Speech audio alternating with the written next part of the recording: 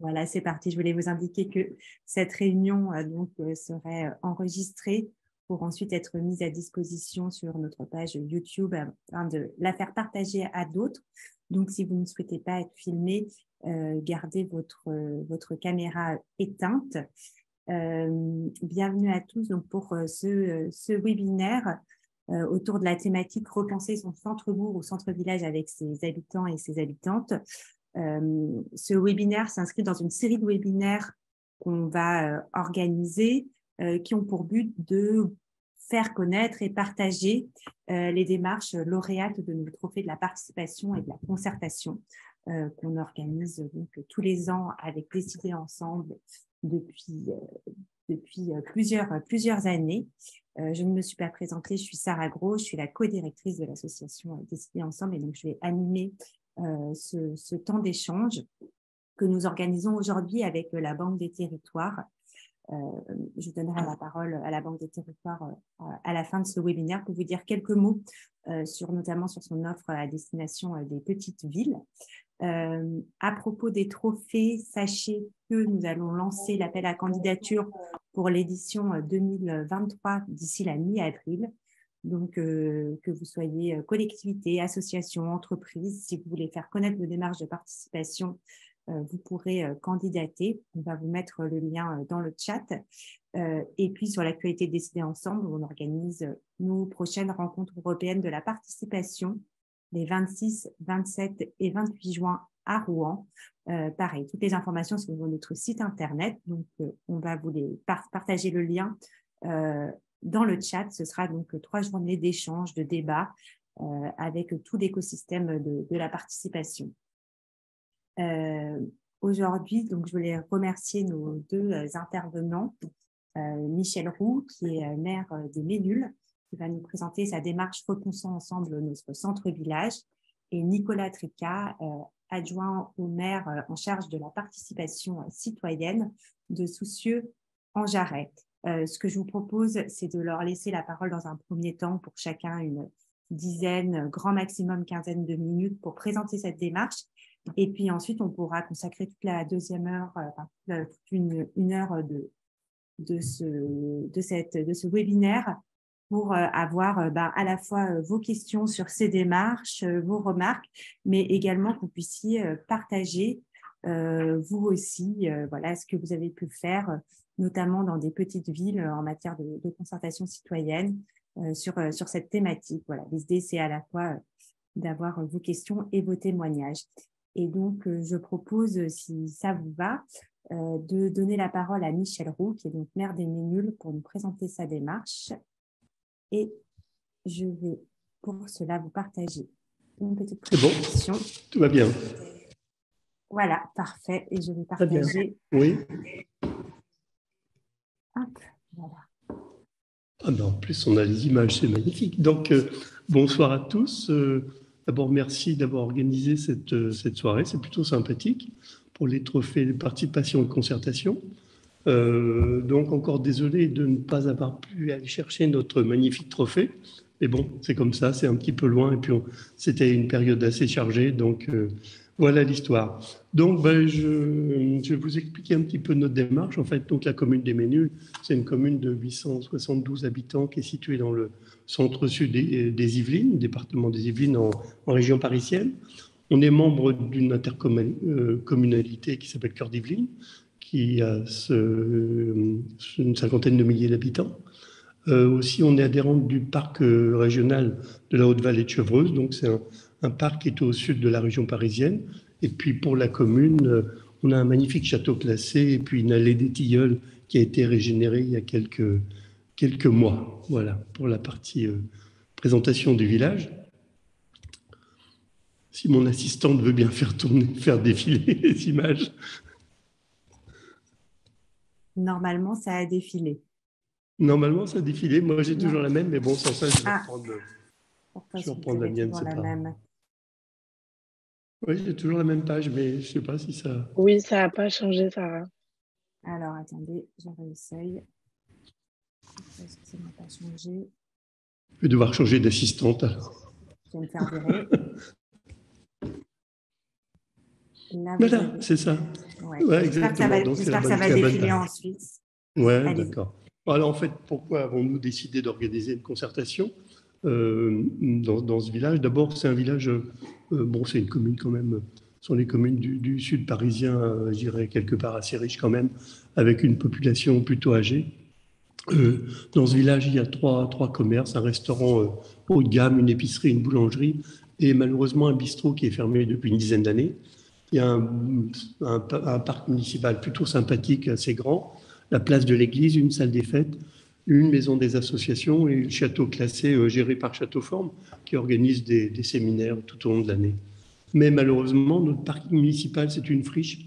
Il est comme ça depuis une dizaine d'années, c'est vraiment assez laid. La place de l'église est un parking à voitures sur lequel les bus manœuvrent. C'est-à-dire qu'on a une centaine de bus qui passent dans le village chaque semaine et les bus font les manœuvres sur la place de l'église, ce qui est pas très bien. La salle des fêtes est une passoire thermique, là, dont on entre on va entamer des travaux grâce au fond vert, mais elle n'est plus tout à fait adaptée aux attentes. Elle est de 1995, donc elle a pris un petit coup de vieux.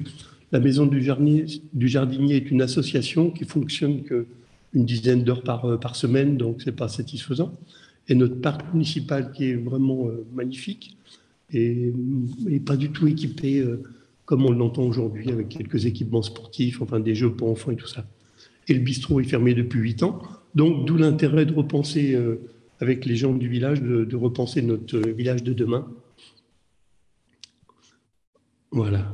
Donc, pourquoi on attaque cette concertation? En fait, nous l'avions prévu dans notre programme de campagne en 2020. On en a parlé à nos amis du parc régional qui nous ont dit bah, c'est une bonne démarche. En plus, ils nous ont aidés un petit peu financièrement. Donc, on est parti à la recherche d'un prestataire, ce qui n'est pas du tout évident, parce qu'en général, la concertation, bon, le parc régional était d'accord pour l'assurer, mais on a considéré qu'il fallait vraiment un professionnel, et on l'a compris tout au long de la démarche. Il faut vraiment trouver un bon professionnel pour accompagner une bonne démarche de concertation, parce que ça garantit l'intégrité, ça garantit qu'il n'y a pas de manipulation, qu'il n'y a pas d'arrière-pensée dans cette démarche. Donc voilà, et depuis, nous ne l'avons vraiment pas regretté. Et Palabréo, c'est vraiment le bon cabinet. Je ne suis pas payé pour faire la promo, mais c'est vraiment un superbe cabinet. Pardon. Alors, il y a 5 sites qui sont concernés par cette concertation. Alors donc, le parking municipal, dont je vous ai dit c'était une friche, la place de l'église où tournent nos bus, la maison du jardinier et la salle des fêtes, donc sont les 2 bâtiments publics, le parc municipal, et puis on voit derrière le château et l'allée des Tilleuls, qui sont le patrimoine classé du village et ensuite inscrit aussi pour l'allée des Tilleuls. Alors, une fois que nous avions choisi Palabréo, donc on a organisé une première réunion entre l'équipe de Palabréo et les élus pour définir un petit peu la mission. Il nous a expliqué ce qu'était la concertation. C'est vrai qu'au niveau des élus, il y avait une partie qui était motivée pour avancer dans ce sens-là, puis une autre partie d'élus qui disait, en fait, bah, pourquoi une concertation? En fait, décider pour le village, c'est notre job. On a été élus pour ça, donc c'est à nous de le faire.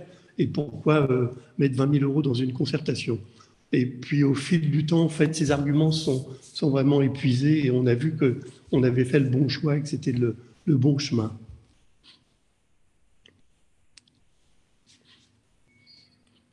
Donc, on a fourni les adresses de tous les administrés. Palabréo s'est chargé des invitations et on a organisé notre première concertation le 5 juin et la deuxième le 1er juillet.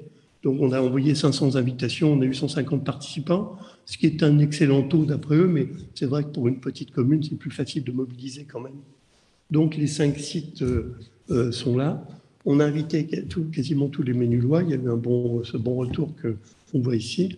Et donc, il y a eu une première réunion qui s'appelait la réunion découverte. En fait, l'organisation, enfin, le prestataire explique un petit peu aux personnes présentes, aux Ménulois présents, la petite histoire en disant, ben voilà, pensez au village de votre enfance, visitez les 5 sites et puis essayez de nous prendre le plus de notes possible pour qu'on puisse en reparler après. Donc, ça s'est passé sur une journée. On a partagé le repas le midi. Enfin, c'était plutôt sympathique. C'était en plein été. On était quand même dans le Covid, dans la période Covid. On voit quelques masques qui persistent. Et puis, donc, voilà. Après cette première réunion donc, de découverte, Palabréo a envoyé la synthèse à toutes les personnes. Et puis, on a organisé une deuxième réunion le 1er juillet.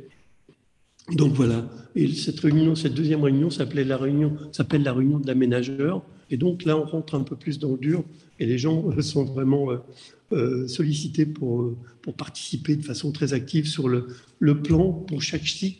En fait, pour chaque site, chaque équipe il y avait 5 équipes, chaque équipe devait écrire leur projet pour chaque zone, chaque secteur, chaque site en fait. Donc voilà, on voit un petit peu l'organisation où j'avais fait une petite flèche pour mes collègues du PNR. La dame du PNR était présente, donc je leur ai fait plaisir. On a aussi été récompensés par le PNR. Donc voilà.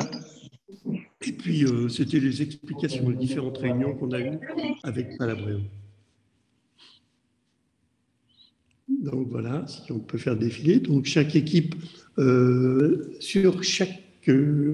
chaque équipe s'était donné un nom. Donc on voit chez nous pour tous. Et donc ils expliquaient, ils faisaient des petits dessins, ils collaient des symboles, ils collaient des choses sur les sites de façon à ce qu'ils puissent après expliquer à l'ensemble des groupes leur choix.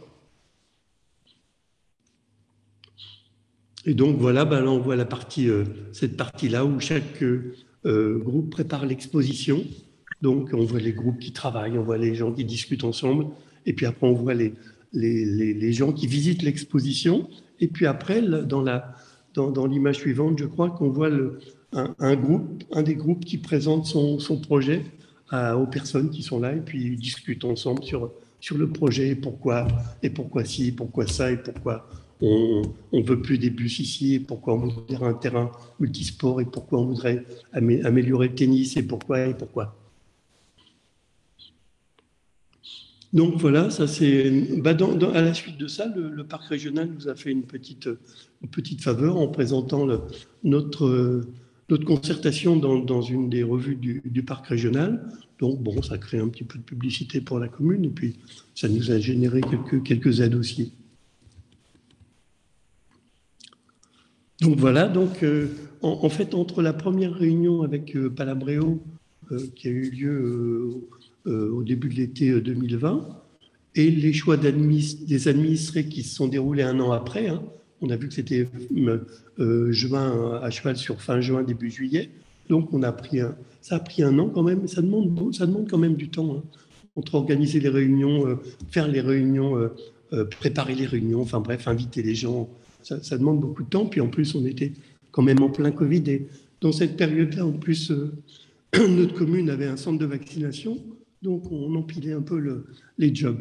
Donc voilà, et donc les élus maintenant, une fois qu'on a eu tous les retours des administrés, les élus maintenant devaient statuer, en fait. Et donc, on a passé quelques longues soirées, effectivement, avec les élus. On avait toujours quelques critiques parmi nos collègues élus qui disaient, bon, on n'a pas besoin de toute cette machine pour arriver à ça. Mais en fait, on voit que c'est quand même positif. Il y a des idées qu'on n'aurait jamais eues. Il y a des projets qui ont été faits. Il y a aussi un comportement des administrés qui est très économe, contrairement à ce qu'on pense souvent. Les gens sont très, très sensibles à l'aspect financier. D'abord, sont leurs impôts. Donc, déjà, on regarde ça avec un regard prudent. Et donc, voilà. Ensuite, on a décidé de faire la restitution lors de la fête du village, donc quasiment un an après. Donc, on voit bien que l'ensemble a pris 2 ans. Et on fait la restitution lors de cette fête au mois de juin 2022. Et là, on explique les choix qu'ont fait les élus. Donc, on avait utilisé la salle municipale, la salle polyvalente pour faire cette expo. Si vous envoyez l'image suivante.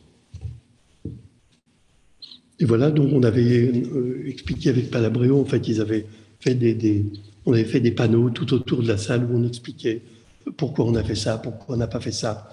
Et en même temps, les élus étaient présents là pour répondre aux questions, pour expliquer.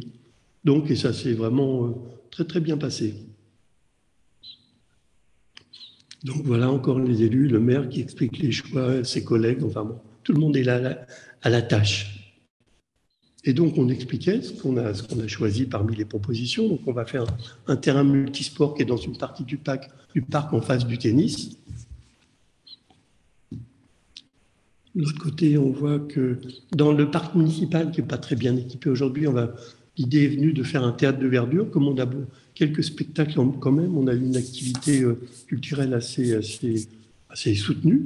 Donc, en fait, on va créer cet espace de verdure, ce théâtre de verdure dans le parc municipal, qui, en plus, esthétiquement, améliorera, je pense, en plus, le fond du parc.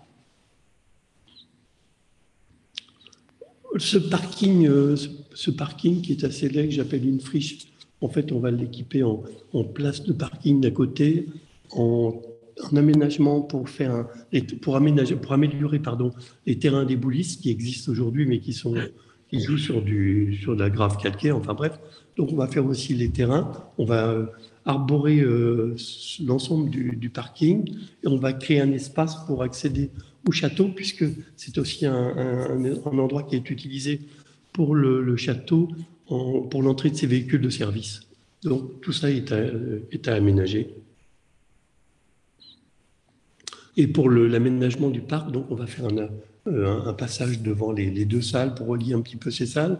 On va installer des nouveaux jeux pour les enfants, l'aménagement du théâtre de verdure, comme on l'a vu aussi, et l'ouverture des murs du parc, parce que ce parc est joli, mais il est pris entre des murs, et donc il y a un aspect assez minéral. Donc on va créer des ouvertures dans ce mur pour faire communiquer un peu les espaces. D'un côté vers le cimetière, bon, c'est aussi une partie de la vie, enfin la fin de la vie, disons, et puis de l'autre côté vers le terrain de tennis et le terrain multisport. Donc on va créer des ouvertures dans ce mur, joli mur en pierre, mais très minéral.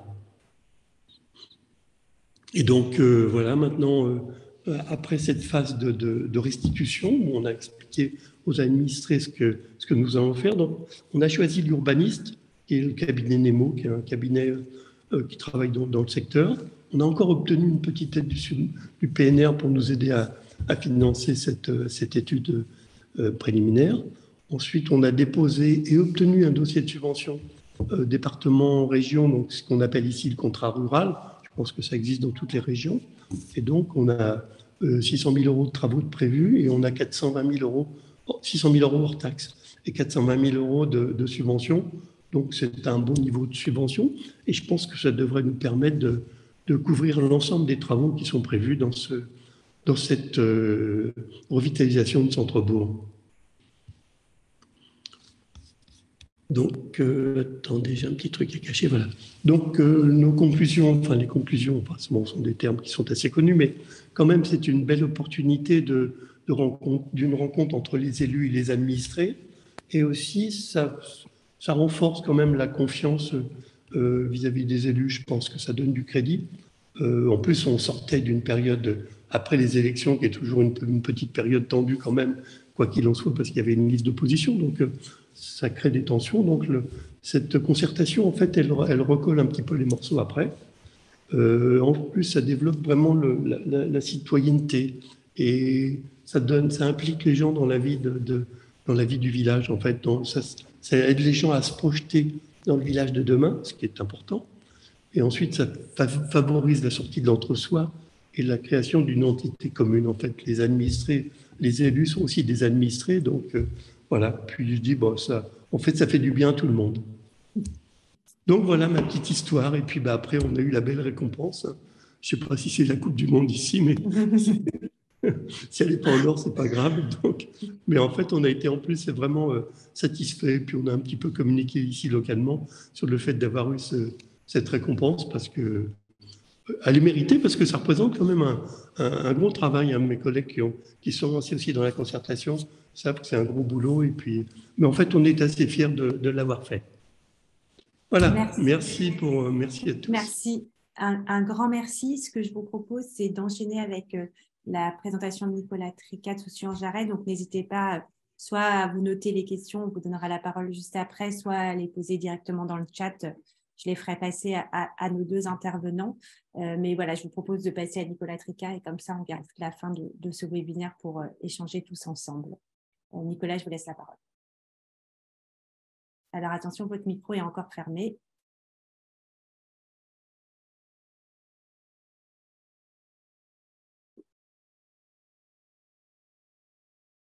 Pardon, j'étais en mute. Excusez-moi. Bonjour à tous. Sarah, est-ce que je peux vous laisser défiler des slides, faire défiler les slides? Je vous ai envoyé de la présentation. Oui, alors attendez. Pardon de vous prendre un peu de cours. Non, non, il n'y a pas de souci, je vais le faire tout de suite. Hop.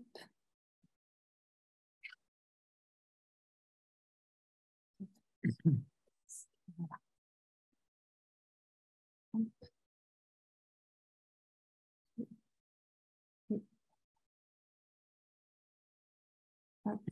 Voilà, merci. Bonjour à tous, et puis excusez-moi pour la transition qui était un petit peu longue, c'est ma faute, je l'ai envoyée au dernier moment. J'en profite, merci Michel pour cette présentation très inspirante et pour laquelle vous allez voir, on a de nombreux points communs. Merci à vous également pour cette invitation, parce que nous sommes très curieux de l'échange qui va venir. Et nous aurons plaisir de vous faire part de l'expérimentation que l'on a pu faire également à Soucy-en-Jarret. Donc, moi, je ne vais pas vous présenter en détail le projet qu'on a mené, mais ce que je vous propose, c'est de vous présenter très rapidement Soucy-en-Jarret, donc sur quel territoire la concertation… Là, quelque chose à moi. Attendez, attention, je crois qu'il y a quelqu'un qui a son micro ouvert.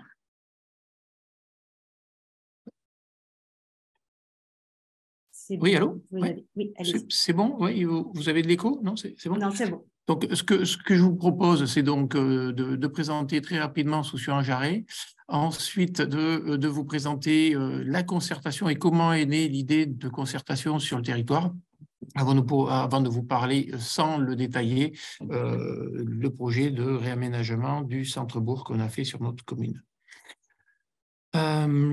Donc, Soucy-en-Jarret, c'est une commune voilà, qui est également rurale, à proximité d'une grande ville. Donc, il y a quelques similitudes avec le Ménul, puisqu'on est à une vingtaine de kilomètres au sud-ouest de Lyon. Et nous avons la particularité, comme beaucoup de villages périurbains, d'être en pleine mutation. Effectivement, la population a doublé en 20 ans. Nous sommes une commune aujourd'hui de 5 000 habitants. Il y a 20 ans, elle était à peine de 3 000 habitants. Et donc, ça veut dire qu'il y a vraiment des gros besoins de structure parce que la commune a très peu investi depuis de nombreuses années. Et les nouveaux habitants qui arrivent sont en général des habitants qui viennent de la ville et qui sont très demandeurs en termes de services. Et il y a un gros risque pour notre territoire de devenir un village dortoir, ce qui serait très dommage. Et donc, on voit qu'il y a un vrai enjeu pour traiter cette mutation et on a dû faire face à ce que j'appelle moi un paradoxe citoyen, où effectivement sur la commune, on avait des citoyens prêts à s'engager avec un tissu associatif très riche.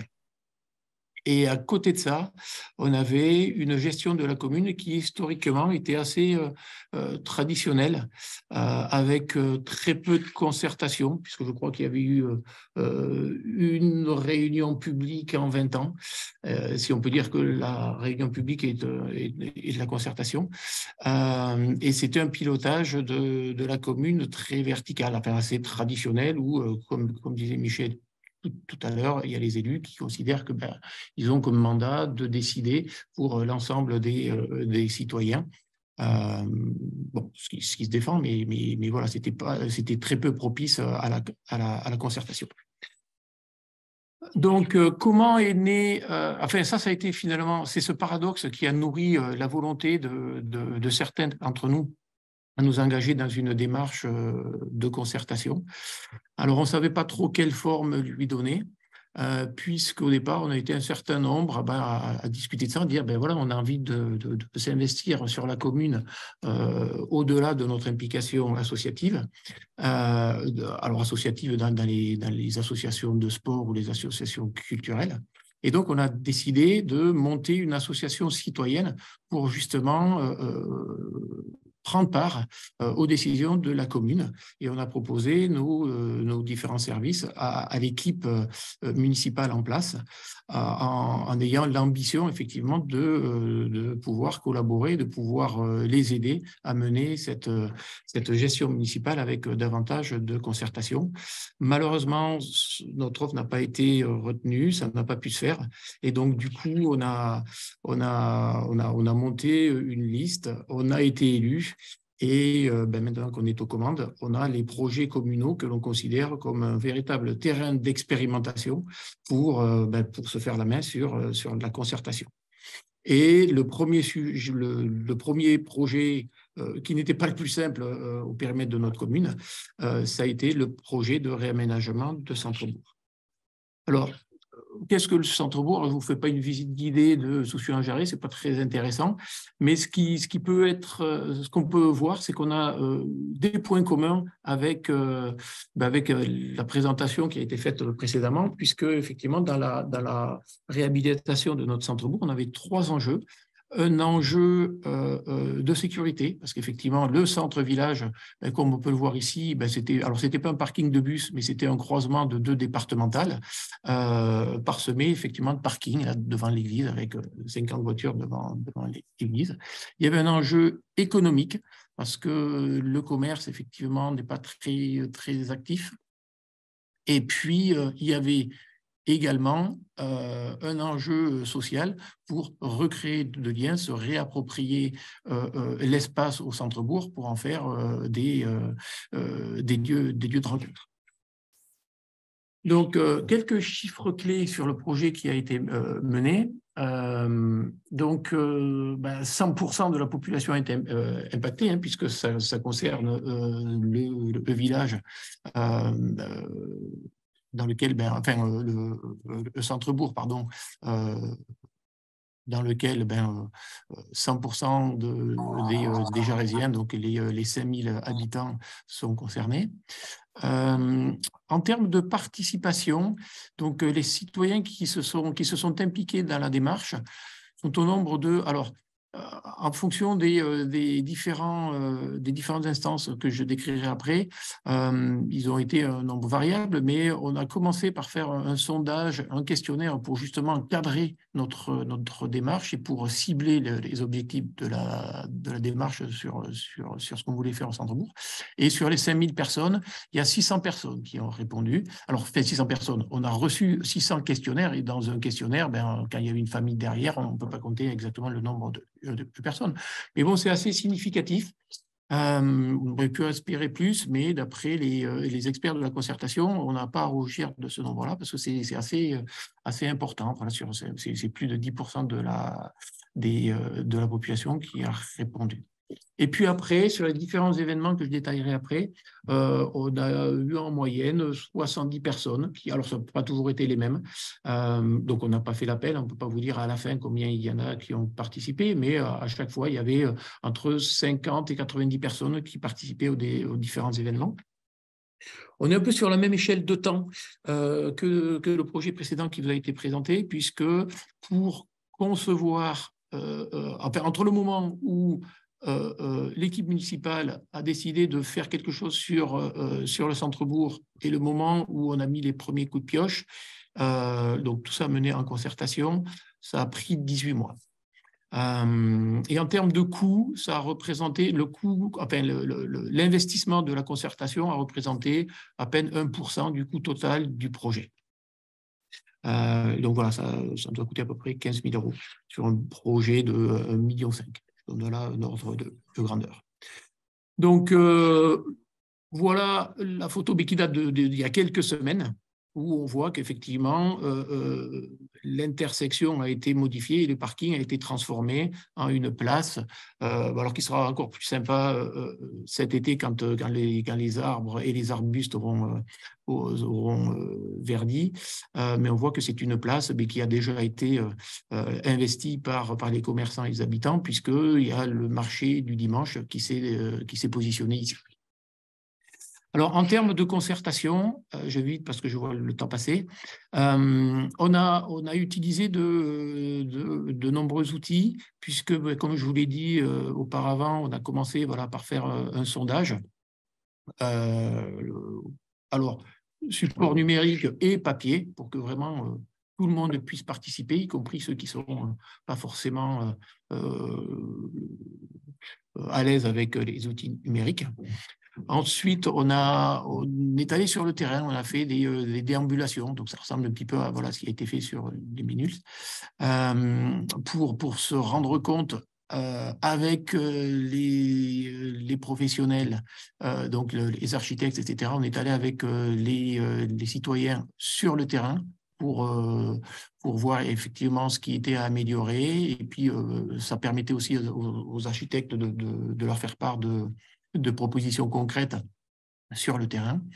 On a eu plusieurs sessions de débat, on a fait des ateliers de co-construction et on a également fait des réunions publiques pour faire part de l'avancement de nos réflexions et des réalisations avec les architectes. Et puis on a fait des réunions plus spécifiques avec des publics cibles tels que le conseil des enfants, le conseil des aînés, le conseil des jeunes également, alors c'est plus les ados, et on a fait également plusieurs réunions avec les commerçants. Donc voilà ce qui a été fait. Avant de conclure, si vous voulez introduire peut-être l'échange qu'on va avoir après, que je liste les freins et les facteurs de succès de notre démarche. Alors après expérience d'une seule expérience sur un seul projet, mais je dirais que les freins principaux que l'on a eus au départ, on s'est tout de suite soucié, on s'est soucié de la problématique à laquelle on serait confronté en termes d'incompétence méthodo.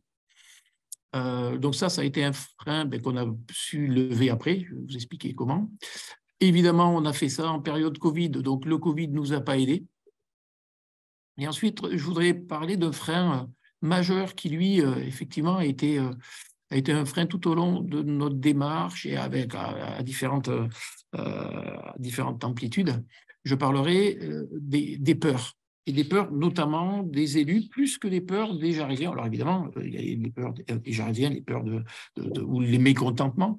Et là, je ne parlerai pas de mécontentement, là, je parlerai de peurs que volontairement j'ai mis au pluriel, parce qu'il s'agit de plusieurs peurs. Il y a la peur de perdre, j'allais dire perdre le pouvoir. Ce n'est pas tant le perdre le pouvoir, mais plutôt la peur de perdre le contrôle de la situation. Une autre peur qui est légitime également et à laquelle il a fallu faire attention, c'est la peur de perdre du temps. Sachant que effectivement le fait d'organiser, comme il a été dit précédemment, différents événements, etc., ça prend du temps. Mais au bout du bout, on s'aperçoit qu'on n'a pas perdu du temps, mais on en a gagné. Pourquoi ? Parce qu'on a gagné du temps d'explication derrière de pourquoi on faisait ça, et on a gagné du temps après en termes d'appropriation de la réalisation que l'on fait, appropriation par les habitants. Puis la troisième peur, qui, elle, alors est compliquée à annihiler, c'est la peur des élus de ne pas savoir faire face à la contradiction. Voilà, donc, et ensuite, le dernier frein que je voudrais mentionner et qui pour moi est le plus important, c'est le frein lié aux différentes représentations de la concertation. Parce qu'effectivement, sur le curseur de la concertation, tout le monde a sa propre représentation et ça peut générer énormément de frustration. Certains considèrent que la concertation doit se limiter à la simple information. Bon, OK. Alors que d'autres, sur la même commune et dans la même temporalité, attendent de la concertation que ce soit l'ensemble des 5000 Jarésiens qui décident de tout, de tous les détails, y compris les détails techniques. Donc, on voit que le panel est très large, et tant qu'on n'a pas la même conception, la même représentation de la concertation, forcément, ça va générer énormément de rancœur, énormément d'incompréhension. Et là, je pense que c'est un sujet sur lequel on va pouvoir échanger par la suite. Et donc, en face de ces freins-là, bien heureusement, on a su justement trouver parade, alors pas forcément à tous, mais à un certain nombre. Et on a, donc, j'ai identifié ici des facteurs de succès.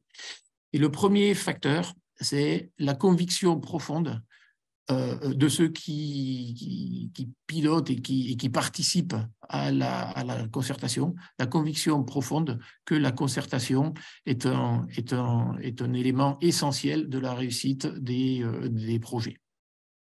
Et je voudrais saluer ici Joe Spiegel, qui nous a profondément inspirés. Ensuite, ce qui a été indispensable, c'est de constituer un groupe d'élus qui était spécifiquement impliqué dans la concertation pour s'assurer que tout au long de ce projet, il y avait de la concertation et il a fallu que ce soit porté par un groupe de pilotage piloté par un certain nombre d'élus. Ça a été clé. Ensuite, je mettrai, et je vais très vite, j'ai presque fini, j'ai mis ici un facteur de succès et je l'ai mis entre parenthèses avec une pensée toute particulière pour Christophe Dumay et Manon Le qui sont, j'ai vu là, ils s'étaient connectés, donc je les salue.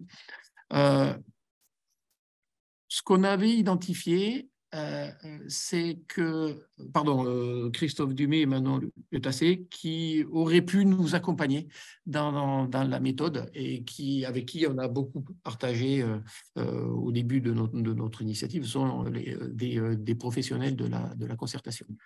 Et justement, on avait échangé avec eux, on s'était rapproché d'eux pour justement traiter la peur, les peurs que je viens de mentionner, qu'on avait identifié comme un frein important à notre démarche. Et donc, on avait identifié qu'il fallait faire de la pédagogie, il fallait qu'on s'aligne sur les différentes représentations de la concertation. Et donc, on s'est lancé dans cette démarche-là. Idéalement, théoriquement, ça serait un facteur de succès. Et on s'est aperçu que finalement, ce n'était pas forcément le facteur de succès principal. Et on s'est plutôt orienté sur de l'expérimentation. Et c'est vraiment le passage à l'expérimentation qui a vraiment déclenché notre démarche et l'adhésion des élus et des Jarésiens. Donc, si je devais retenir une chose, c'est de ne pas forcément perdre trop de temps à convaincre et à s'aligner. Il faut expérimenter, faire des petits pas. Et pour expérimenter et pour faire face justement à l'insuffisance de compétences méthodo, là, c'est clair, il est indispensable de se faire aider par un conseil extérieur. Et c'est ce qu'on a fait. Et je cite aujourd'hui, voilà, Pluricité, que finalement, est le prestataire que l'on a choisi pour mener à bien notre démarche. Donc voilà, pour raconter l'histoire un peu de la concertation à Soucieux pour réhabiliter le centre-bourg. Et aujourd'hui, voilà, c'est ce qui nous a permis d'obtenir un trophée 3 étoiles dont nous sommes très fiers et qui nous a encouragés à continuer dans la démarche, puisque voilà, on était vraiment débutants, ignorants à la matière, et ça nous encourage à continuer. Et la démarche que nous avons menée est duplicable sur tout autre projet qui nécessite, ou qui concerne de nombreux administrés. Et donc, on s'est engagé à continuer notre démarche de concertation pour les prochains projets. Voilà. Merci beaucoup. Merci à vous deux pour ces présentations. Ce que je vous propose donc à présent, c'est de pouvoir vous laisser la parole. Je ne sais pas que c'est toujours la première prise de parole qui est la plus difficile, mais n'hésitez pas à allumer votre micro ou à mettre votre question dans le chat si vous souhaitez interroger les deux intervenants.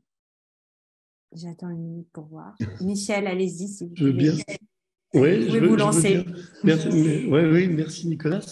C'est très intéressant de partager un petit peu les avis ou les commentaires avec d'un collègue qui a mené un peu la même histoire. En fait, on voit bien qu'il y a des chemins parallèles. Moi, je vois bien les points communs entre les communes, quelque part, même s'il y en a une qui est 5 ou 6 fois plus grande que l'autre. Mais donc, c'est d'abord la volonté des élus. D'abord, ou la volonté plutôt d'un groupe d'élus, parce qu'on voit bien qu'après, il y a un petit peu de tiraillement dans les équipes. En plus, la volonté d'élus aussi de mettre un peu les mains dans le cambouis, parce qu'on part quand même à l'aventure. Hein, et on voit bien qu'après, on est sur la même échelle de temps. Tous ces éléments, bon, ça va. Et j'ai bien aimé dans la présentation de Nicolas, c'est son retour d'expérience, parce que c'est vraiment très intéressant. Donc, les commentaires sur les freins, donc on voit bien que les doutes un petit peu des élus sur leurs compétences et sur les méthodes, ça c'est basique et on le comprend. Et souvent, ça explique un petit peu la gêne des élus. On dit, quelque part après, on dit oui, mais on perd du temps. Mais pour moi, c'est une fausse barbe. Le fait de dire on perd du temps, c'est toujours les élus, on avance, mais en fait, on perd jamais de temps si c'est pour faire une démarche comme ça. La contradiction un petit peu qu'il y a les élus et les différentes représentations de la concertation, ça a été bien fait, c'est très intéressant.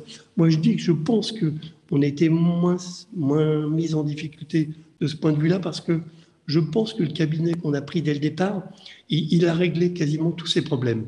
Il a réglé en grande partie les problèmes entre les élus, les doutes, les questions, et ça a été réglé en une soirée. Et après, comme le cabinet prend en main l'organisation, et c'est son métier, je pense qu'on a été vraiment mis à l'aise très tôt là-dessus, et donc ça nous a vraiment soulagés. Et par contre, ce que j'ai oublié en faisant ce qu'a fait la présentation de Nicolas, c'est qu'on a oublié dans notre projet la sécurité, on n'en a pas parlé. Et en fait, on est traversé par une route départementale avec 6000 voitures par jour. Et en fait, on n'en a pas parlé. Et je m'en veux. Merci, on va recommencer. Donc, et puis, il y a aussi un autre aspect qui est intéressant et qui est bien vendeur, parce que, enfin, bien vendeur sans que ce soit péjoratif, mais c'est l'enjeu économique, parce qu'en fait, l'enjeu économique, il va entraîner après les commerçants, il va entraîner aussi les administrés. Donc, c'est bien fait. Et puis, voilà, donc je vais recommencer notre concertation et je rajouterai la sécurité et les enjeux économiques. Voilà, merci Nicolas et merci à vous aussi. J'ai vu une main se lever. Michel, je vous laisse la parole. N'oubliez pas de rallumer votre micro. Alors, un autre Michel. Oui, tout à fait. Bonjour, donc moi je suis élu à Marny-les-Compiègnes, 9000 habitants dans l'agglomération de Compiègne et adjoint au développement durable et participatif. On a lancé le budget participatif, on a fait une grosse concertation sur un schéma directeur de développement des mobilités douces avec une méthode que je pourrais évoquer si on a le temps ou un jour faire un webinaire là-dessus parce que c'est un sujet majeur. Les schémas directeurs de mobilité douce tendent à faire intervenir beaucoup d'acteurs différents et sur le partage de l'espace public. Alors, au cours de ces 3 ans, on va dire, d'expérience de participation, je vois qu'il y a un élément absolument majeur pour pouvoir réussir, c'est d'arriver à provoquer des changements de posture. Tant au niveau des élus qu'au niveau des administrés qu'on préfère appeler citoyens. Et donc, voilà, j'ai un petit peu d'expérience là-dessus, mais moi, j'aimerais avoir votre retour d'expérience sur, selon vous, quels ont été les facteurs clés ou les leviers de changement de posture, tant du côté des élus, voilà, des déclics qui ont à un moment donné fait changer une posture, et du côté des habitants aussi, pour certains qui ont peur de prendre la parole, d'autres qui les prennent pour toujours râler mais jamais construire. Voilà, il y a des troublions, on a tout ça. Donc, voilà, votre retour d'expérience là-dessus, si ma question est claire. Merci. Nicolas, je vous laisse commencer. Oui, enfin, je peux dire oui, ce qui s'est passé chez nous par rapport à ça. Merci pour la question, parce qu'effectivement, c'est tout à fait clé, hein, la posture, si bien la posture d'élu que la posture des habitants. Alors, je commencerai, moi, par la posture, donc, du coup, des élus. Ce qui a été... On a justement voulu commencer par... traiter cette fameuse question de posture et quelle est la posture d'élu, etc. On a voulu la traiter de façon non pas théorique, parce que c'était au travers d'ateliers, etc., et notamment par des exercices d'équipe, savoir quelle était notre relation au pouvoir, par exemple, etc. Et ça n'a pas marché. Enfin, ça n'a pas marché, ou ça a eu très peu d'écho. Donc, ce qui a été clé pour changer la posture, en fait, ça a été de rassurer les élus qui avaient peur de la concertation, mais qui étaient exposés à la peur de la contradiction. Et on y est allé petit à petit. Alors, déjà, avoir un pare-feu. Un pare-feu qui est l'intervenant extérieur, donc là, en l'occurrence, le cabinet Puricité, ça permettait de ne pas être directement en frontal des administrés. Si on était pris à partie avec des questions, etc., il y avait un peu le monsieur loyal de l'organisation de la séance de débat ou des ateliers, qui a permis de les rassurer un petit peu. Et ce qui a permis aussi de changer, c'est que au fur et à mesure que l'on avançait dans la démarche, au fur et à mesure qu'on expérimentait différents outils, j'en ai cité quelques-uns lors de ma présentation, les élus se sont aperçus que finalement, on n'a pas reçu de tomates, il n'y a pas eu un pugilat sur la place publique, les gens ne sont pas engueulés, pardon, ils se sont pas battus, et que finalement, il y avait une autorégulation du débat public qui fait que quand les gens sont en face à face, en physique, ils ne s'invectivent pas comme on s'invective sur les réseaux sociaux, quoi. Donc, on n'a pas tant à craindre ça. Et les gens, comme ça a été mentionné tout à l'heure, aussi bien sur la dimension des dépenses que sur la dimension de ce qui est faisable, les gens ont plus tendance finalement à s'auto-censurer plutôt que de venir dire, voilà, il y a les élus, il n'y a qu'à Faucon faire une autoroute ou un grand parc national au centre-bourg de Soucy-en-Jarret, quoi. Donc voilà, intervenant tiers et puis expérimentation petit à petit qui a rassuré les uns et les autres. Mais après, c'est un long chemin, hein, on n'est pas arrivé au bout, hein. Voilà, moi, ce que je dirais sur Soucieux, sur les minutes, je ne sais pas. Oui, Michel, je ne sais pas si vous souhaitez...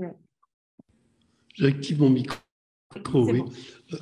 C'est intéressant sur les postures parce qu'en fait, on voit quelque part au niveau des administrés, je dirais 90% des gens sont satisfaits d'avoir été consultés. Ça, c'est la grande majorité. Après, il y a toujours les opposants fondamentaux, je dirais, qui ne changent jamais d'avis. Et donc, eux, ils restent contre. De toute façon, c'est toujours comme ça. Et quoi qu'on fasse, on ne fera jamais évoluer ce genre de situation. Et pour les élus, on voit bien qu'au fil du temps, quand ils voient que la mayonnaise prend, en fait, les élus changent d'avis et suivent le mouvement. Donc, en fait, il y a ceux qui impulsent et les autres suivent, bien sûr, comme toujours, mais ceux qui impulsent, ça ne change pas parce qu'ils savaient que ça aboutirait sur quelque chose de positif. Et ceux qui suivaient au départ en grognant un petit peu, en disant, oui, à quoi ça sert, on perd du temps, ça coûte de l'argent, tout ce qu'on veut. En fait, ceux-là, au fil du temps, ils adhèrent et puis après, ça fonctionne. Donc, je veux dire, globalement, c'est satisfaisant. Moi, j'en suis intimement convaincu, mais voilà, c'est ce que j'en pense. Et puis, je partage l'avis de mes collègues. Hein, mais voilà. Merci beaucoup. Est-ce qu'il y a une autre question? Je vois un micro s'ouvrir. Allez-y, monsieur. Oui, moi, je m'appelle Jean-Pierre Renard, je suis un citoyen canet, très féru de la démocratie de proximité. Et, messieurs les maires, bravo pour votre témoignage et ce que vous avez réussi à faire. Simplement, je voudrais rappeler une première chose, c'est que dans les grandes villes, quand on n'est pas si immense que ça, 100 000 habitants, un peu plus, mais il y a des quartiers urbains dans lesquels aussi à la longue se pose le problème du centre-bourg.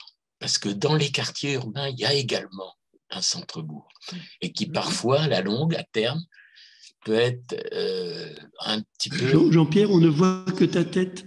On ne voit que non, mais moi, j'ai toujours… je suis un ancien d'Orange, mais j'ai du mal à me régler avec le numérique, quoique je le défends à plein tube. Là, vous me voyez un peu plus. Attendez, j'ai modifié mon truc. Voilà. Oh, mais ça va pas. Alors, oui. Donc, il y a également ce problème-là. Alors, je ne considère pas du tout la ville de Caen comme déméritant à cet égard. Mais donc, on a dans nos quartiers, par exemple, lorsque je prends le cas de celui que je connais bien, on a à la fois un conseil de quartier, loi sous Chirac de 2000 qui obligeait à créer des conseils de quartier dans les villes de plus de 100 000 habitants. Et depuis la loi de 2014, on en a même un conseil citoyen lorsqu'on a un quartier prioritaire de la ville. Et si vous voulez, je m'étonne toujours, moi, qu'on ne fasse pas assez de volontarisme politique, et ça, je peux en témoigner, sur le fait suivant. Un citoyen, ça a également un devoir, c'est celui de s'engager dans sa vie quotidienne locale de toute proximité. Et nous avons des textes, je viens de les citer, deux textes de loi entérinés par nos législateurs. Or, ces textes de loi prévoient une participation de l'ensemble des citoyens, et notamment par l'intermédiaire du tirage au sort. Eh bien, ça, c'est très peu réalisé. Or, sous la démocratie athénienne, il y avait ce tirage au sort. Ça ne marchait pas si mal que ça. Alors, moi, je pense qu'il faut aussi que l'ensemble du personnel politique, l'ensemble, je dis bien, on s'en fout des partis, ce n'est pas du tout la question.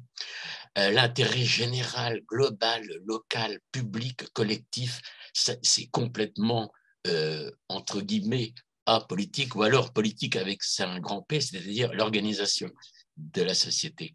Et vous voyez, messieurs les maires, je me permets, dans vos deux témoignages, certainement, dans ce que vous avez fait, ce n'était pas la peine, mais n'oublions jamais pourquoi le législateur envisage de telles modalités et qu'il ne regarde jamais de près si c'est mis en œuvre. Et simplement, je termine en disant, notamment, pour moi, j'ai été président d'une association de commerçants locales, et pour impliquer ce que j'appelle les forces vives, c'est extrêmement difficile. Moi, je suis un fils de commerçant, et mon père s'impliquait toujours, autant que faire se peut, parce que c'est compliqué d'être commerçant et s'impliquer, mais dans la vie locale, parce que c'est un rouage essentiel. Et là, notamment, on a une catégorie de participants qui devraient être aussi les forces vives. Et malheureusement, ils sont très, très difficiles à mobiliser. Voilà. Alors, c'est à la fois des remarques et questions, mais c'est existentiel. Merci. Et bien, si vous pouvez me répondre. Je ne sais pas si vous avez des réactions, Nicolas. Je vous laisse commencer si vous avez des réactions à ces commentaires. Déjà, merci pour ce commentaire-là. En termes d'implication plus systémique, je dirais, des Vérésiens dans le comité de pilotage et notamment au travers du tirage au sort, ça, c'est effectivement une bonne pratique. On ne l'a pas mise en œuvre. Ce n'est pas exclu qu'on la mette en œuvre sur les prochains projets que l'on devra mener. J'ai eu l'occasion d'échanger, donc là voilà, je ne me fais pas leur porte-parole, mais avec d'autres projets de concertation qui ont été primés à Grenoble. Donc j'ai eu l'occasion de partager et certaines communes l'ont mis en place et effectivement disaient que ça marchait très bien. Je pense notamment à la commune de Sarlat avec qui on a eu un long échange. Et là, ils ont clairement mis en place un conseil citoyen, alors avec un processus très cadré, normé, avec un certain quota d'élus, un certain quota du monde associatif, un certain quota de citoyens tirés au sort. Enfin bon, et effectivement, ça marche et c'est très... voilà, ça marche bien, mais moi, je pense que les experts de la concertation pourraient mieux s'exprimer que moi sur le sujet, hein, mais voilà, c'est une bonne idée. Merci. Je ne sais pas si Michel, vous souhaitiez réagir. Oui, enfin bon, moi je vois bien qu'on constate quand même partout une relative faiblesse ou une faiblesse des bonnes volontés. En fait, on le voit partout dans la société. Enfin, en ce qui concerne nos communes, je dirais les associations ont du mal à recruter. Enfin, on voit bien que même au niveau des mairies, les bonnes volontés s'étiolent. Donc ça, c'est un premier point. Deuxième point, c'est que j'ai quelques difficultés avec les tirages au sort. Je ne suis pas certain que ce soit la bonne solution parce que qui dit tirage au sort dit quand même quelque chose de très aléatoire et on risque de perdre la maîtrise. Enfin bon, bref, je ne suis pas fan. J'ai sans doute pas les bonnes informations, mais je ne suis pas fan. Donc voilà. Donc, si vous me permettez, monsieur le maire, par rapport à ce que vous venez de dire, moi, tout simplement, je suis de formation juridique et je pense que si le législateur, vous vous rendez compte, le législateur lui-même va jusqu'à nous éditer des textes et qui laisse à ce moment-là tomber complètement. Moi, je trouve ça pratiquement quelque peu, c'est peut-être abusif, mes termes, un déni de démocratie. Je demeure persuadé, vous avez plein de gens qui sont de cet avis-là, mais qui se font parfois pas assez entendre. Et moi, c'est par rapport à ça, si vous voulez. Le législateur croit dans les textes qu'il nous édite, soit il n'y croit pas. Et à ce moment-là, il faut faire très attention au fait de cette législation qui n'est absolument pas observée dans son suivi. Voilà. Alors, je suis très mitigé par rapport à vos propos. Vous êtes élu, moi je ne le suis pas, donc, mais quand même, je suis citoyen, évidemment. Après, si d'autres personnes veulent s'exprimer sur le tirage au sort, il y a voilà, des arguments pour et contre. Après, en fonction aussi des projets, du type de collectivité, ça peut être plus ou moins pertinent. Moi, j'avais peut-être une question pour vous deux sur, n'hésitez pas d'ailleurs, si vous voulez réagir, vous pouvez ouvrir votre micro, n'hésitez pas à intervenir, à poser vos questions dans le chat, mais je me permets une question. Est-ce que est-ce que vous avez perçu lors de vos démarches de participation qu'il y avait certaines franges de la population qui ne sont pas venues. Je ne sais pas, par exemple, pensez aux jeunes, par exemple, etc. Est-ce que vous avez senti des manques? Est-ce que vous avez peut-être des regrets sur quelque chose où vous vous êtes dit on aurait dû aller chercher ces personnes-là? Voilà, quelle est un peu votre analyse? Allez-y, Nicolas. Alors, est-ce qu'on a couvert tout le monde? La réponse est clairement non. Et donc, est-ce que c'est une frustration par rapport à ça? Oui.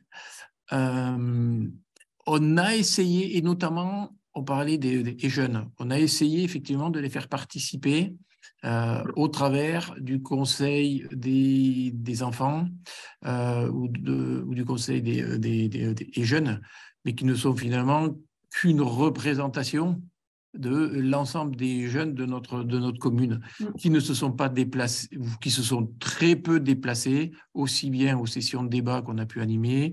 Ils ne sont pas non plus venus aux déambulations. Bon, parce que déjà, c'est un schéma qui ne leur correspond pas.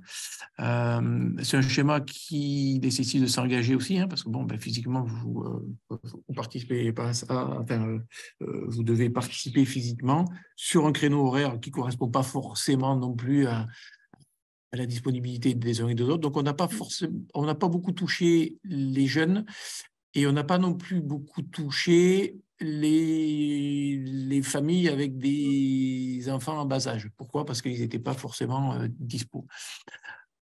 En revanche, quand on a fait appel à des moyens digitaux qui ne nécessitaient pas la présence physique, et notamment c'est ce qu'on a fait lors du sondage, là on a eu beaucoup plus de retours et des retours de personnes justement qui n'ont pas participé aux autres sessions au format plus traditionnel. Donc je pense qu'il y a quelque chose à réfléchir au niveau de des solutions digitales. Et ensuite, je reviendrai sur l'impression que certains peuvent avoir de la non-implication des uns et des autres. Là, je ne partage pas ce point de vue-là, puisque, comme je vous l'ai expliqué précédemment, avant de s'engager dans cette démarche de concertation prise en main par les élus, au préalable, on avait imaginé une association citoyenne. Et dans cette association, on a lancé, alors on a lancé ça avec trois hurluberlus, et bien on s'est aperçu que les gens venaient, et à un moment donné, alors qu'il ne s'agissait pas du tout d'enjeux électoraux ou de monter une liste, on était vraiment sur la dimension purement citoyenne. Il y a des gens qui sont venus et qui m'avaient dit au départ, non, moi je ne suis pas prêt à m'impliquer, je n'ai pas le temps, etc. On était à un moment donné sur un rythme d'une fois par semaine. Eh bien, ils venaient toutes les semaines. Pourquoi? Parce qu'ils avaient envie, parce qu'ils étaient écoutés, parce qu'ils avaient quelque chose à dire. Donc, si on réfléchit bien à la façon d'impliquer les gens s'impliquent. Alors, on est plus sur une commune particulière, effectivement particulièrement active, avec des gens qui participent beaucoup au niveau associatif, mais associatif plus sportif ou culturel. Pour moi, c'est quand même autre chose. Mais sur la dimension citoyenne, les gens... je suis sûr qu'il faut pas être frileux par rapport à ça. Et les gens qui ont envie de participer, ils participent. Alors après, c'est sous quelle façon, sous quel mode? Je parlais tout à l'heure de solutions digitales pour leur permettre de participer encore plus. Mais là, il faut être inventif. Et c'est là où on doit faire appel aux professionnels de la concertation pour toucher ces gens. Et là, on n'a pas eu le temps d'expérimenter toutes les solutions. Mais, merci. Je vois des doigts levés qui viendraient. François, je te laisse réagir et puis Michel, je vous redonnerai la parole ensuite. Non, c'est justement l'occasion pour moi de dire un mot sur le dispositif Comport. Je me présente, je m'appelle François Panouillet, je travaille pour la Caisse des dépôts, la Banque des territoires. Et je voulais vous faire part d'abord remercier Décider Ensemble pour l'organisation de ce webinaire et vous faire part d'un dispositif qu'on a conduit l'an passé et qu'on renouvelle cette année, qui s'adresse aux bénéficiaires du programme Petite Ville de demain. J'ignore s'il y en a parmi vous, c'est un programme qui a été lancé par l'État qui vise à revitaliser un peu plus de 1644 villes de moins de 20 000 habitants. Voilà, et auquel la Banque des territoires contribue fortement. Et vous signalez que dans ce cadre, on a noué un partenariat justement avec une start-up qui fait de la participation citoyenne en ligne pour permettre aux petites villes du programme de bénéficier d'un abonnement gratuit pendant 1 an aux outils développés par Cap Collectif. Alors, ça va du sondage à la boîte à idées, en passant par des dispositifs de votation ou encore de budget participatif, voire même de cartographie participative. Et l'idée, c'est de faire en sorte que ces petites villes aient les moyens de mettre le pied à l'étrier, si on peut dire. et d'expérimenter, puisqu'il en était question, c'est important d'expérimenter, de tester grandeur nature, une démarche de participation citoyenne en ligne. Alors évidemment, tout en ligne, c'est vraiment pas la panacée. On recommande évidemment de mêler à la fois des démarches physiques et digitales, mais ça a permis là, à 150 ou 160 même petites villes de tester pour la première fois ce type de dispositif. Et effectivement, ça permet à des jeunes, mais pas seulement, ça permet de participer finalement le dimanche soir à 22 h depuis son salon ou sur son canapé en votant. Et là, par exemple, je relisais 2-3 actions menées dans ce cadre. Et j'ai en tête la démarche de la petite ville de Roquemaure dans le Gard qui voulait déplacer son monument aux morts. On sait que c'est un peu touchy de temps en temps. Donc, elle a pris le parti de consulter sa population pour savoir si dans le cadre du réaménagement du boulevard, il fallait oui ou non déplacer le monument aux morts, ou encore la mairie de Cordon qui voulait réduire l'éclairage public la nuit et donc consulte ses habitants pour savoir s'il vaut mieux éteindre un lampadaire sur 2, réduire de 20% l'intensité lumineuse ou je ne sais plus quelles étaient les autres solutions proposées. Voilà, l'idée c'est encore une fois de faciliter la mise en œuvre d'expérimentation ou de faire en sorte que les petites villes se saisissent de ces questions et mettent aussi le pied à l'étrier avec un peu de numérique, mais pas uniquement. Et vous dites, pardon, je vous interromps, vous dites du coup que ces différents outils sont mis à disposition par le gratuitement par la Banque des Territoires. Et donc, mais dans le cadre de Petites Villes de demain. Parce que Petite Ville de demain, voilà, c'est ça. Il s'agit d'être bénéficiaire du programme Petite Ville de demain, ou alors si c'est un EPCI, une communauté de communes qui abrite en son sein une ou deux petites villes de demain, peut en faire la demande également. Et donc, c'est reconduit pour l'année 2023. Voilà, ayez ça en tête. Je voulais rebondir puisqu'on évoquait le digital à l'instant. Je voulais juste signaler ça à tout le monde. Merci beaucoup. Merci. Peut-être plusieurs choses. Il y a eu un peu des discussions sur le tirage au sort dans le chat. Juste pour vous partager un peu, nous, et après, Hélène, je vous donne la parole. Juste nous, sur ce qu'on a pu voir comme remontée. Donc, le tirage au sort, c'est notamment un outil qui peut permettre d'essayer d'avoir une réelle représentativité du territoire, avoir un échantillon de la population. Pour cela, ça demande quand même beaucoup de travail. On a discuté avec notamment Est Ensemble, qui avait fait une convention citoyenne sur le climat et la biodiversité, et donc il nous expliquait que notamment, ceux qui viennent souvent le moins, c'est notamment c'est facile d'aller chercher les CSP+, plus difficile d'aller chercher les gens non diplômés notamment.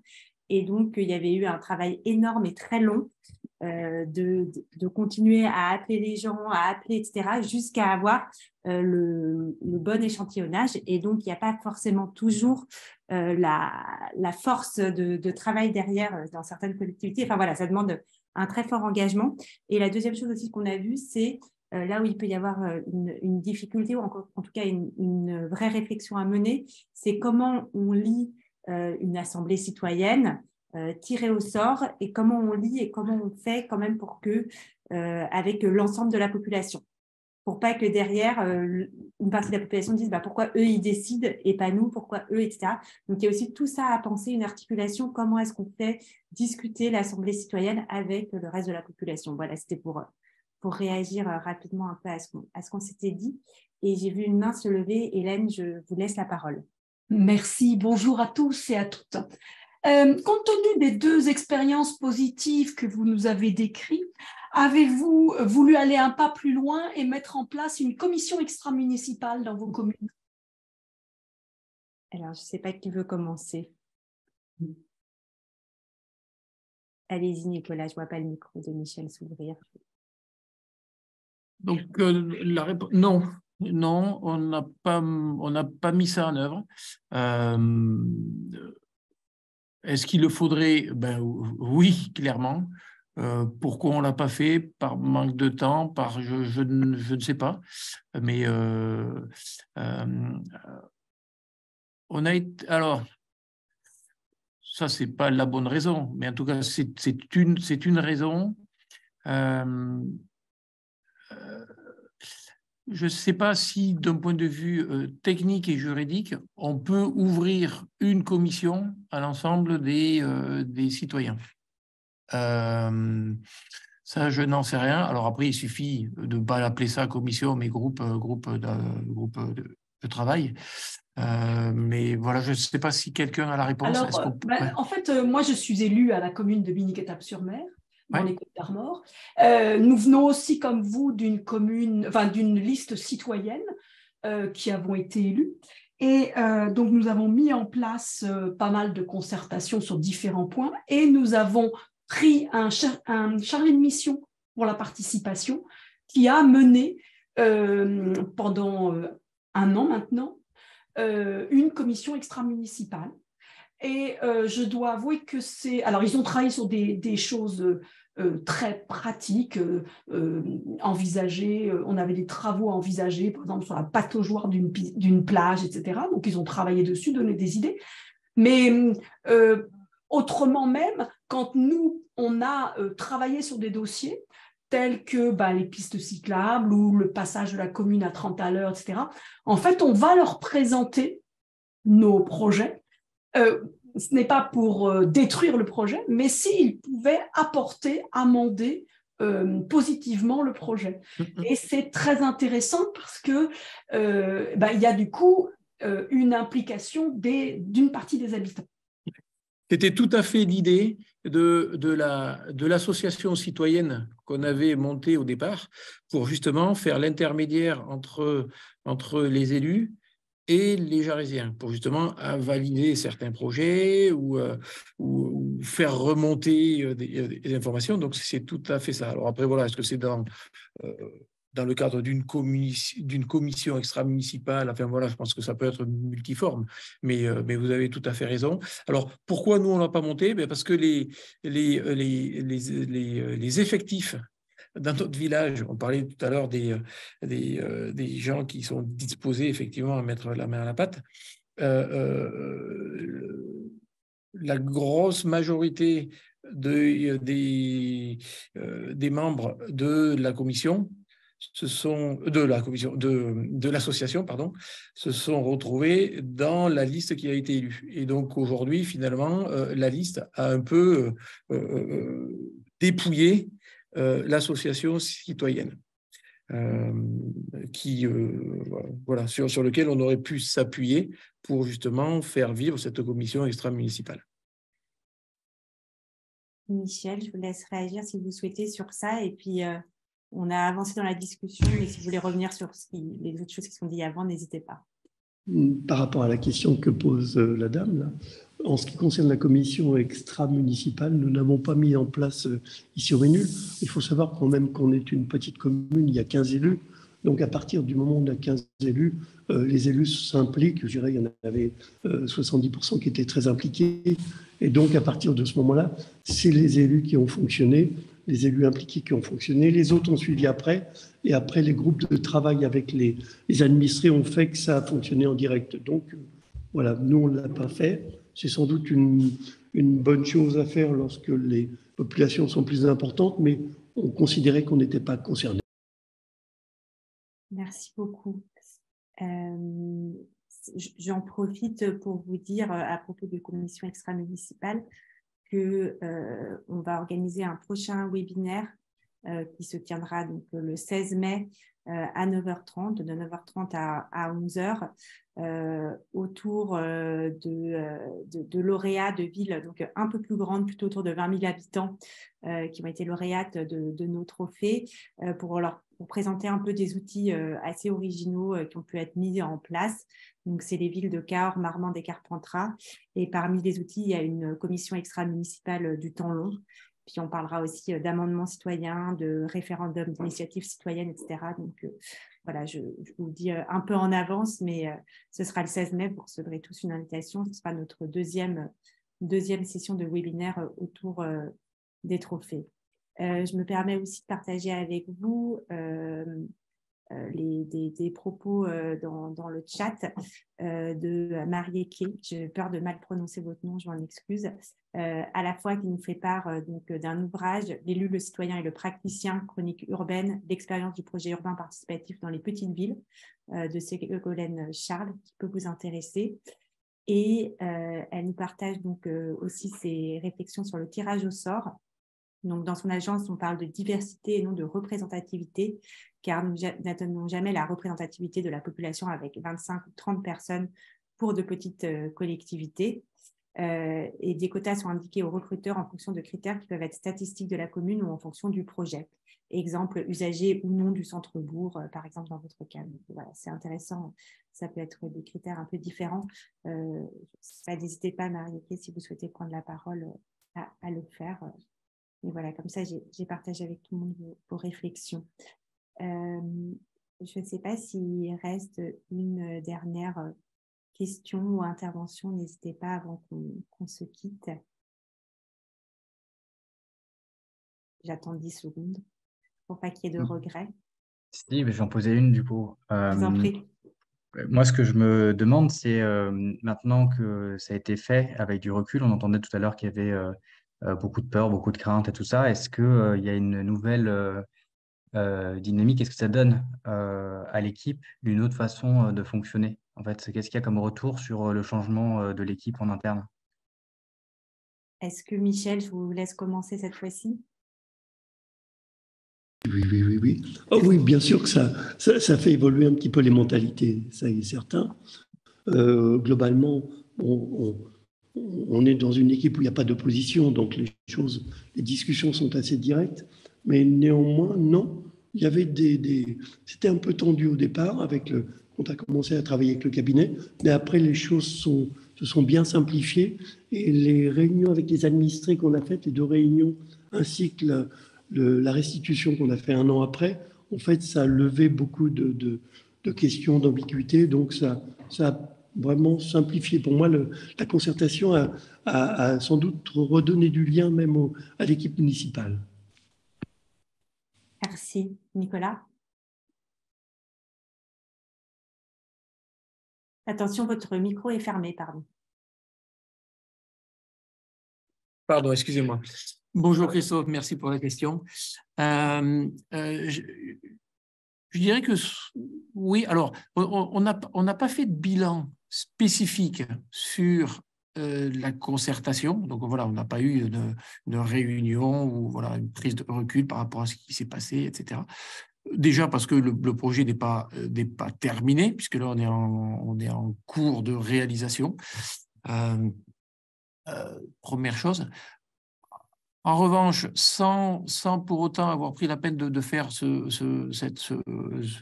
travail introspectif collectif, c'est clair que l'équipe a évolué.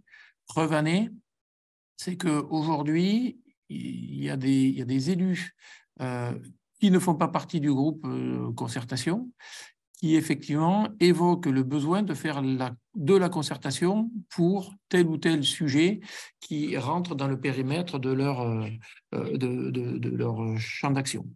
Donc, typiquement, il y a 18 mois, jamais ça serait passé, quoi. Donc, est-ce que les postures ont évolué? Oui. Est-ce que leur représentation de la concertation a évolué et leur envie d'y aller? Oui, ça a clairement évolué, sinon on n'aurait pas ces demandes-là aujourd'hui qui émanent, encore une fois, d'élus qui n'étaient pas convaincus de la démarche de la concertation, qui aujourd'hui disent « Ah tiens, pour tel et tel sujet, ça serait bien qu'on en fasse ». Merci beaucoup. Quelqu'un demande si, je ne sais pas s'ils existent encore, mais si vous aviez les liens vers les outils digitaux que vous aviez utilisés, notamment par exemple pour des votes électroniques. Alors, je crois qu'à Soucieux, vous aviez fait un sondage, un sondage électronique et papier en début. Je ne sais pas si, comme les concertations sont terminées, je ne sais pas s'il existe encore des plateformes. Alors là, est-ce que je peux faire appel à une amie? Je vois que Laurence est connectée.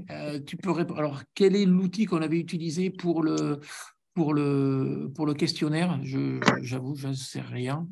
Bonsoir, Laurent Gérard. En fait, c'est Publicité qui nous avait mis à disposition leur outil en interne chez eux et qui avait procédé au déploiement directement.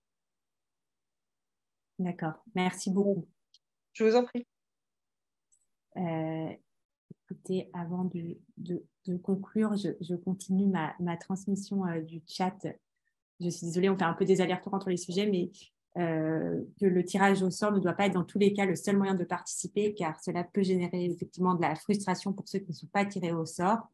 Mais l'avantage du tirage au sort, c'est plusieurs sessions de travail, bien sûr, d'échanger avec des citoyens qui ne seraient pas venus forcément aux réunions, aux ateliers classiques, sans parler de l'indemnisation qui peut être une véritable motivation et valorisation de l'engagement. Il faut faire confiance à la force du collectif réuni sur plusieurs sessions et leur avis rendu est éclairant. Le défaut, c'est que c'est un processus coûteux. Je voulais ajouter quelque chose là-dessus, mais je l'ai perdu. Oui, et de toute manière, au-delà de ça, nous, on travaille aussi avec notre club des élus locaux sur cette question d'aller chercher ceux qui ne viendraient pas aux ateliers classiques ou aux réunions. À côté du tirage au sort, il y a également tous les dispositifs d'aller vers qui sont en train de se développer également, qui demandent un peu d'engagement de la part des élus ou des agents parce qu'il faut aller sur le terrain, à la sortie des écoles, dans les parcs, etc., à côté des infrastructures de sport, devant les supermarchés, devant les checkposts, par exemple, pour essayer d'aller discuter avec effectivement ceux qui ne viendront pas de toute manière en atelier, qui n'oseront peut-être pas prendre la parole en atelier, donc essayer d'aller discuter avec eux sous d'autres manières. Et Michel, merci beaucoup, Pernod, pour votre proposition. Merci, pardon, si je peux me bien permettre, sûr. excusez-moi de vous interrompre. Au contraire. Je voudrais juste rebondir sur le point qui me semble important, sur la remarque, c'est coûteux. Oui, et ça, c'est très important de le noter, parce que oui, il faut l'intégrer dans le budget, parce que, comme je vous dis, nous, la clé de réussite, ça a été effectivement la participation d'un intervenant tiers, professionnel de la concertation, ça nous a énormément aidé, et forcément, ça a un coût. Ensuite, quel a été le coût? C'est un coût qui a représenté à peu près 1% du projet. Et au bout du bout, est-ce que si on n'avait pas fait de concertation, est-ce qu'on n'aurait pas eu un surcoût du projet supérieur à 1%? On ne sait pas répondre à la question parce qu'on ne le saura jamais. Par contre, on sait par expérience d'autres projets que les projets qui ont été faits sans concertation, derrière, il y a des coûts juridiques liés à des contentieux qui peuvent représenter beaucoup plus que 1% de la totalité du projet. Je ne compte pas le nombre de projets qui ont avorté parce qu'il y avait une forte opposition des habitants, etc., etc. Donc oui, c'est un coût et c'est super important parce que si on ne budgète pas, on ne pourra pas avoir tous les moyens nécessaires à la réussite. Après, c'est un coût. Est-ce que c'est un coût voilà, est-ce que c'est une perte d'argent? Je laisse chacun juge. Merci beaucoup. Pour le coup, Michel Roux, les menus, vous m'entendez? Oui, tout à fait. Pour le coup, enfin, nous, on a, je crois que de tête, le montant était 20 000 € d'investissement. Le parc régional nous a subventionné à hauteur de 10 000 €, donc quasiment la moitié. Mais quand on voit qu'on va faire entre 600 000 € d'investissement, je suis gêné parce qu'il y a une dame qui commence à faire le ménage derrière moi, mais bon. Et donc, moi, je dis que non, le coût, c'est quasiment insignifiant. 10 000 € si on fait 700 000 € de travaux, non, c'est rien. Et en plus, on implique les administrés dans le futur de leur village. Enfin, je veux dire, personne ne dira que c'est de l'argent de gaspiller, jamais. Non, pas du tout, pas du tout. Merci beaucoup. Je vous propose donc de conclure là-dessus. Un grand merci encore, Michel, Nicolas, d'avoir accepté de passer ce temps avec nous pour nous en dire un peu plus sur sur votre démarche. Voilà, merci aussi d'organiser ce webinaire en partenariat avec la Banque des Territoires. Donc, je vous remercie de nous soutenir. Et puis, comme je vous l'ai indiqué, on se donne rendez-vous le 16 mai prochain à 9h30 pour découvrir d'autres démarches lauréates des trophées. Cette fois-ci, on passe à des villes un peu plus grandes, plutôt autour de 20 000 habitants. Et puis, j'espère pouvoir vous croiser prochainement, notamment peut-être lors de nos rencontres qui se tiendront donc à Rouen du 26 au 28 juin. Voilà, un grand merci à tous et puis je vous libère à l'heure et vous souhaite une très bonne soirée.